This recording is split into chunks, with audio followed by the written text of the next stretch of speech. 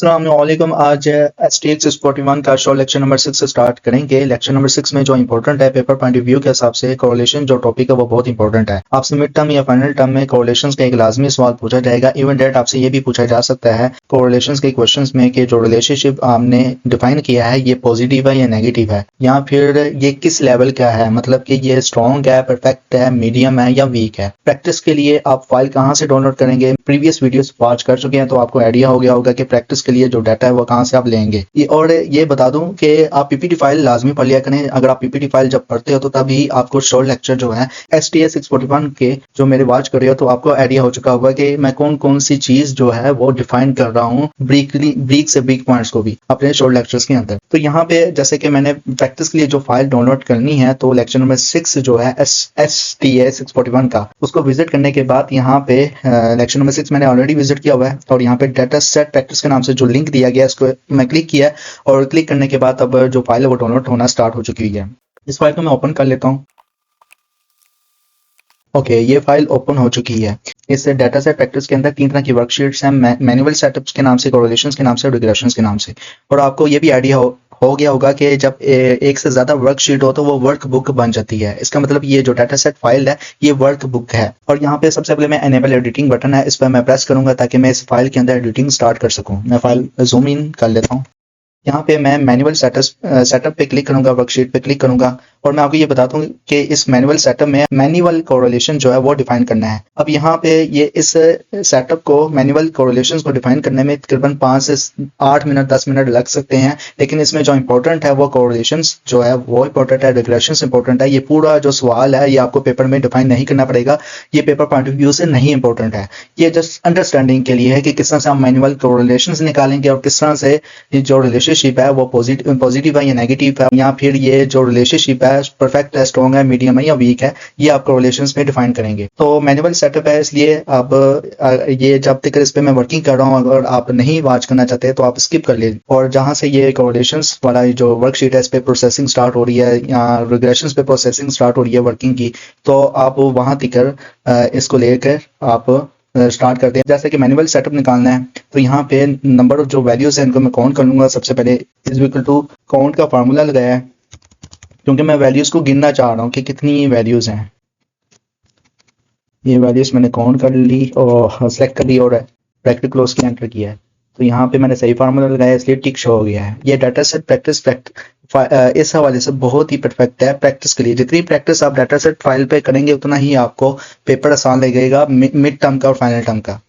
Is equal to और यहाँ पे मैंने जो वैल्यूज हैं सम करनी है वाई की, सम का फार्मूला लगाया, वैल्यू सेलेक्ट किया है, ब्रैकेट क्लोज की और एंटर कर दिया है और ये वाई की वैल्यू सम हो गई है। अब यहाँ पे मैंने एक्स की वैल्यू को सम करना है। यहाँ पे मैं होम टैब के अंदर ऑटो सम का नाम ये समेशन का साइन दिया गया होगा, ये ऑटो सम करने के लिए है। इस पर मैंने क्लिक किया तो और एंटर कर दिया तो वैल्यू ऑटो सम हो गई है एक्स की। अब यहाँ पे एक्स और वाई की वैल्यू को मल्टीप्लाई करना है। इज इक्वल टू एक्स की वैल्यू लिया मैंने 1 और शिफ्ट और 8 दबाया, वाई की वैल्यू ली है और एंटर कर दिया, ये मल्टीप्लाई आ गया है। और स्क्रॉल किया तो बाकी वैल्यूज भी ऑटोमेटिकली मल्टीप्लाई होकर डिफाइन हो गई हुई हैं इस वाले कॉलम के अंदर, ई वाले कॉलम के अंदर।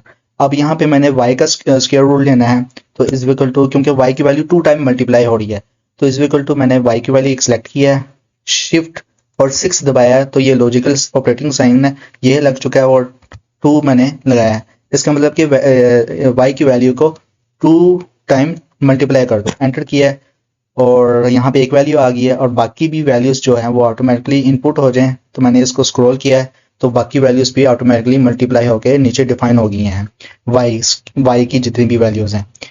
अब यहाँ पे मैंने x का स्क्वायर रूट लेना है यानी कि 2 टाइम इसको मल्टीप्लाई करना है x की वैल्यूज को। इज इक्वल टू x की वैल्यू ली है, शिफ्ट और 6 दबाया है और 2 शिफ्ट और 6 दबाने से जो है ना ये ऑपरेटिंग साइन जो है ना ये लगेगा।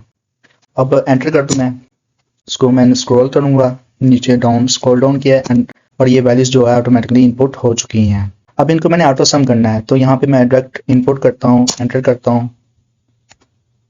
फार्मूला ऑटो सम का इनपुट किया, एंटर किया, यहाँ पे भी इनपुट किया, ऑटो सम किया। अब यहाँ पे अब मेन चीज़ है इसको अगर आप मैनुअल सेटअप में भी प्रैक्टिस कर रहे हैं डाटा सेट की, यहाँ पे आप ज़रा गौर से प्रैक्टिस कीजिएगा।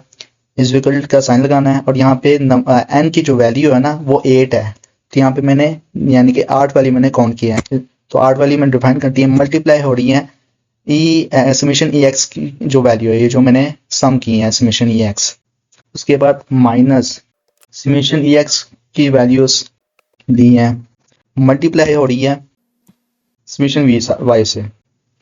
अब ये मैंने आगे पीछे कर दिए हैं, मैं इसको फिर बढ़ा, क्योंकि पहले ई एक्स की वैल्यू और बाद में फिर ई समेशन वाई की वैल्यू है। यहाँ पे समेशन एक्स की वैल्यू ली है, स्टार का निशान लगाया, समेशन वाई की वैल्यू ली है और एंटर कर दिया।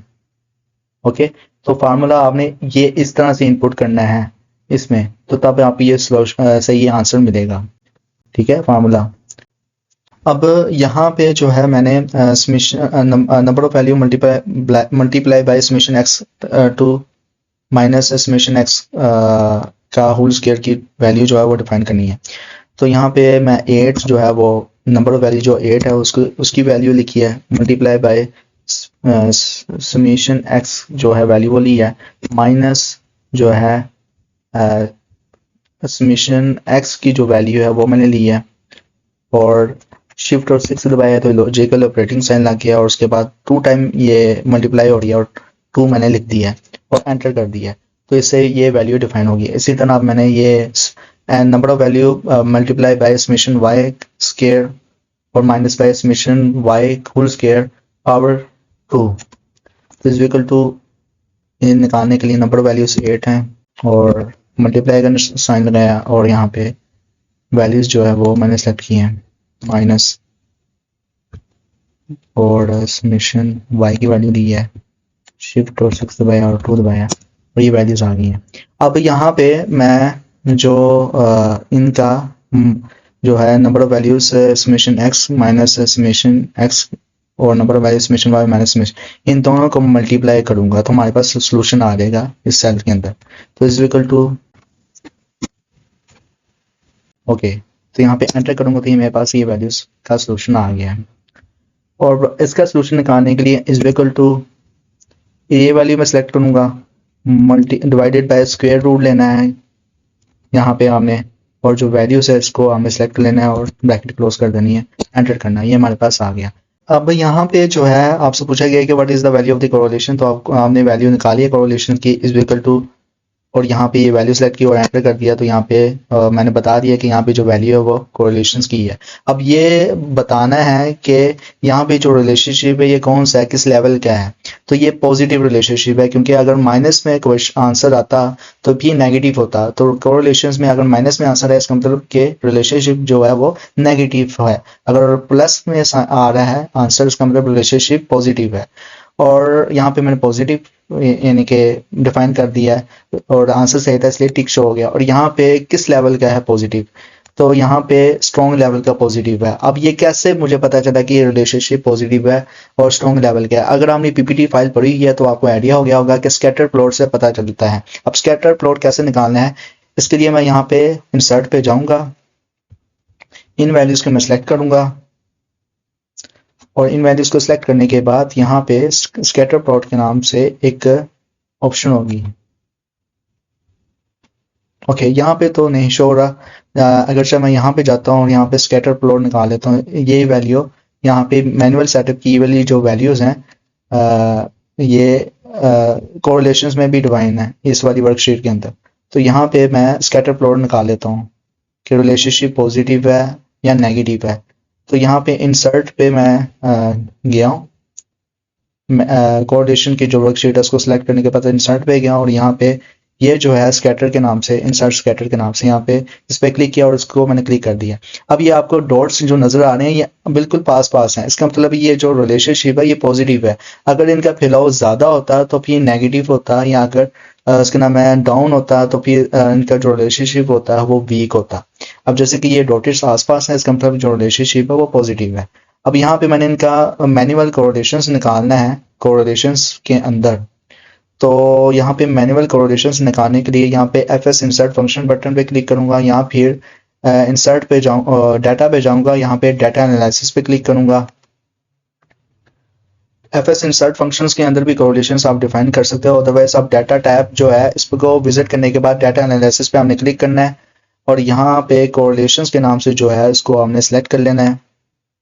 तो यहाँ पे इनपुट रेंज जो है वो मैंने वैल्यूज सेलेक्ट करनी है। अब जैसे कि यहाँ पे मैं ये लेबल भी सिलेक्ट कर रहा हूँ, ये क्योंकि जो टाइटल दिया गया है वैल्यूज का, तो वो उन लेबल्स को भी मैं सिलेक्ट कर रहा हूँ। यहाँ पे आपने दोनों वैल्यूज के जो कोरिलेशंस, दोनों वैल्यूज जो है वो उनको आपने सेलेक्ट कर लेना है और यहाँ पे डाउन करूँगा, इसको सेलेक्ट कर लिया मैंने। अब यहाँ पे label in the first row, यानी कि आपने लेबल लगाया या नहीं लगाया, मैंने लेबल सेलेक्ट किया है इसलिए label in the first row मैंने मेंशन कर दिया है, इसलिए इस पे मैं टिक कर दूंगा। और यहाँ पे आउटपुट रेंज पे क्लिक करने के बाद ये एक्चुअल में आउटपुट रेंज से मुराद है कि आप डाटा कहाँ पे शो कराना चाहते हैं। तो मैं यहाँ पे डाटा शो कराना चाहता हूँ, इस पर क्लिक किया और मैं यहाँ पे डाटा जो है वो शो कराना चाहता हूँ।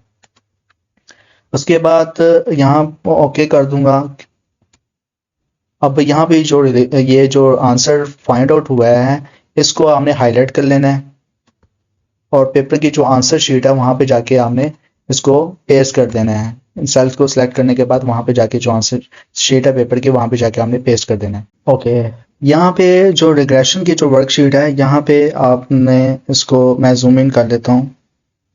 ओके, यहाँ पे आपने जो है what is the value of multiple regression जो है वो डिफाइन करना है। मतलब कि आपसे पूछा जा सकता है पेपर में कि मल्टीपल रिग्रेशंस की वैल्यू क्या है या फिर वैल्यू ऑफ एफ क्या है और फॉल्स वैल्यू कितनी है। और उसके अलावा आपसे कोफिशिएंट पूछा जा सकता है, वैल्यू ऑफ कोफिशिएंट्स क्या है या वैल्यू ऑफ टोटल डीएफ क्या है या वैल्यू ऑफ द इंटरसेप्ट। मतलब जो भी अगर आप दो वैल्यूज दिए गए हैं उनके रिग्रेशन सामने निकालना है तो उसका आपकी वैल्यूज भी आपसे पूछ सकते हैं पेपर में। तो ये तो ऑलरेडी सॉल्यूशंस आपको प्रोवाइड किया गया है। वर्कशीट जो है रिग्रेशंस की, ये वाली वर्कशीट के अंदर सॉल्यूशन ये सारा मैनुअल बताया गया है। इसमें अब मैंने वैल्यूज बतानी है ताकि मेरा आंसर गलत है या रॉन्ग है। मैं वैल्यूज इनपुट करने लगा हूँ। मल्टीपल रिग्रेशन जो है वो यहाँ पे 0.89 जो वैल्यूज है वो है। उसके अलावा वैल्यू ऑफ फॉल्स कितनी है is equal to value false मैंने सेलेक्ट एंटर किया है तो ये हमारे पास फॉल्स वैल्यू आ गई है। उसके बाद यहाँ पे वैल्यू ऑफ कोफिशिएंट ट्रंक का डायमीटर जो है वो उसको सिलेक्ट करूंगा। यहाँ पे जो वैल्यू है कोफिशिएंट ट्रंक डायमीटर की इसको मैंने सेलेक्ट किया और एंटर कर दिया। इज इक्वल टू यहाँ पे वैल्यू ऑफ टोटल डीएफ जो है वो किसकी वैल्यूज हैं। तो यहाँ पे डीएफ की जो वैल्यूज हैं इसको मैं अब देखूंगा कहाँ पे है। ये रही टोटल वैल्यूज डीएफ, उसको एंटर किया सेलेक्ट करने के बाद और यहाँ पे पी वैल्यू आती है इंटरसेप्ट इज इक्वल टू, और इंटरसेप्ट की जो पी वैल्यूज हैं उनको मैंने सेलेक्ट किया है। तो P values at the intercept मतलब ये इसको सेलेक्ट किया और एंटर कर दिया तो हमारे पास ये वैल्यू डिफाइन हो गई है। ओके, यहाँ पे अब एक चीज़ बता दूं कि यहाँ पे जो ये इस तरह से मैंने बता दिया कि किस तरह से आपसे यानी कि पेपर में क्वेश्चंस पूछा जा सकता है कि कोफिशिएंट्स कितना था इस वाले लेबल का और मल्टीपल रिग्रेशंस का जो आंसर वो कितना था। अब यहाँ पे अब आपसे रिग्रेशंस आप किस तरह से फाइंड आउट करेंगे। सबसे पहले आप डाटा पे क्लिक करेंगे। टैब पे आपने क्लिक करने के बाद यहाँ पे डाटा एनालिसिस जो है इसको आप प्रेस करेंगे और यहाँ पे आप रिग्रेशन एनालिसिस या रिग्रेशंस पे आप क्लिक करेंगे। जैसे कि यहाँ पे मैंने रिग्रेशंस जो है एनालिसिस, ये जो डाटा एनालिसिस जो टैब है इसके अंदर रिग्रेशंस के नाम से जो है वो फाइंड आउट करना है। मैंने ये इसको सिलेक्ट कर लिया और ओके कर लिया। यहाँ पे इनपुट y मतलब कि जो y की वैल्यू उसको सिलेक्ट करना है। तो पहले नंबर पे जो वैल्यूज होंगी वो y की होंगी और यहाँ पे जो है वैल्यूज x की सिलेक्ट करूंगा। उसके बाद यहाँ पे इसने कहा है कि लेबल, मैंने लेबल नहीं सिलेक्ट किए, मतलब कि ट्री हाइट और ट्रंक डायमीटर ये लेबल हैं तो इसलिए मैंने इसको टिक नहीं किया। इसके अलावा यहाँ पे जो कोफिशिएंट लेवल है 95 उसको आपने टिक कर लेना है इस ऑप्शन को। और यहाँ पे आउटपुट रेंज मतलब कि डाटा कहाँ पे शो कराना चाहते हैं या न्यू वर्कशीट मतलब कि एक न्यू वर्कशीट इस तरह ओपन करना चाहते हो आप। तो यहाँ पे आउटपुट रेंज पे मैंने क्लिक किया और यहाँ पे जो रेजिडियल में मैंने क्लिक कर लिया यानी कि टिक कर दिया मैंने। उसके बाद नॉर्मल प्रोबेबिलिटी प्लॉट्स, ये भी मैं शो कराना चाहता हूँ। इस पर मैंने क्लिक कर लिया। ये पेपर पॉइंट ऑफ व्यू से इंपॉर्टेंट तो नहीं है नॉर्मल प्रोबेबिलिटी प्लॉट्स, लेकिन फिर भी आपसे यानी कि पूछा जा सकता है कि नॉर्मलिटी प्रोबेबिलिटी प्लॉट्स जो है रिग्रेशंस का वो फाइंड आउट करें। और कहाँ पे मैंने शो कराना है डाटा, मैंने यहाँ पे शो कराना है। इसको मैं आगे कर लेता हूँ थोड़ा सा, यहाँ पे शो कराना है और ओके कर दूंगा। तो ये हमारे पास सारा वही आंसर आ गया हुआ है जो ऑलरेडी रिग्रेशंस की जो वर्कशीट है इसमें डिफाइन किया हुआ था, ये सारा स्वाय नॉर्मल प्रोबेबिलिटी प्लॉट्स का। लेक्चर कैसे लगे हैं तो कमेंट्स में लाजमी बताएं। अगर आपने चैनल को सब्सक्राइब किया हुआ है तो कमेंट्स और वीडियो को लाइक कर दें। अगर आपने फर्स्ट टाइम ये लेक्चर वॉच कर रहे हैं STS 641 का तो चैनल को सब्सक्राइब करना मत भूलें। इंशाल्लाह मिलते हैं जल्दी नेक्स्ट वीडियो में। अल्लाह हाफिज़।